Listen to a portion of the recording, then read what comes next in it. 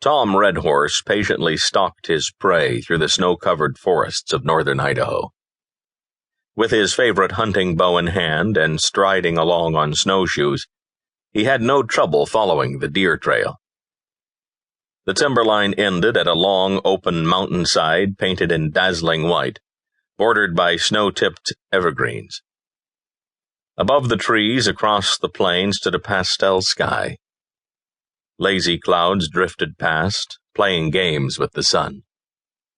1 minute the picture glistened, the next brought shadow.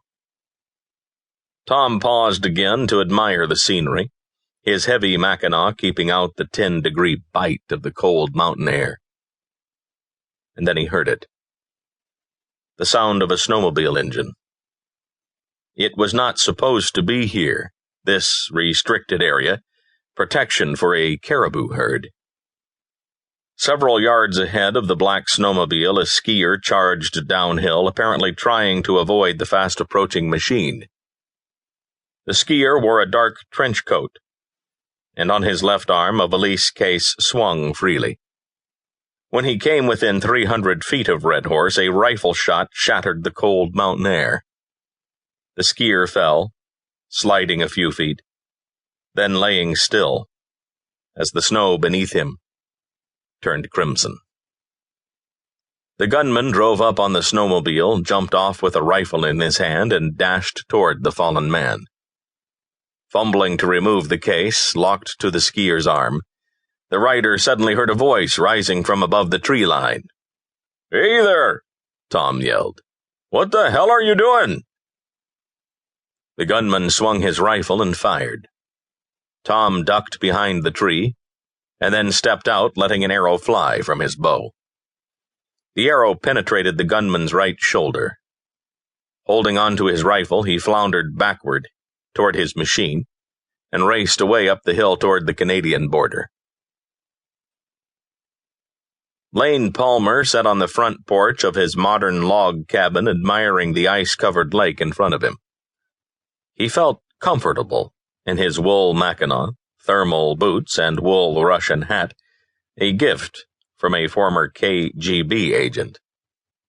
Nancy peered out of the window from the warm interior of the cabin toward her husband sitting there smoking his pipe. She grinned. Whatever made him happy, she thought. The silence of the winter air erupted with a rifle shot. Lane instinctively leapt from his chair and reached for his Glock. Nancy jerked open the door beside him. "Lane, that sounded like a rifle. I thought Tom was going hunting with his bow." "Yeah, he did. I'll try to call him." When Tom answered his cell phone, Lane asked, "What was the shot?" "It sounded like a sniper rifle." "Flip your video on, Lane. I'll show you." Lane looked at the video coming over the cell phone, seeing a man face down in the snow. "Oh, so that's it. Don't touch him, Tom. I'll be up there in a few minutes." "Want me to go with you?" Nancy asked. "No, stay here by the phone."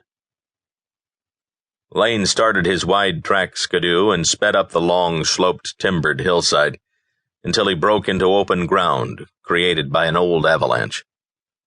There he saw Tom and steered toward him, then shut off his engine. "So what do you think happened here?" Tom explained how he had watched a man on the snowmobile shooting this man now lying dead at their feet in the snow. "When I hollered, the guy took a shot at me. I shot him with an arrow. I don't think I killed him, though. Hit him in the shoulder. He got back on his rig and took off up the hill. I don't suppose I'll ever get my arrow back now, though." Lane studied the body, shot in the back. He saw the bullet entry in line with the heart and checked the pulse just for any sign of possible life. He found none, then reached for the valise. "Well, our killer was clearly after this. It looks like a courier's case. Locked onto his arm, too. The shooter was trying to get it off of him when I yelled. It takes a key or bolt cutters. I'll check his pockets." As Lane went through his search, he did not expect to find the key.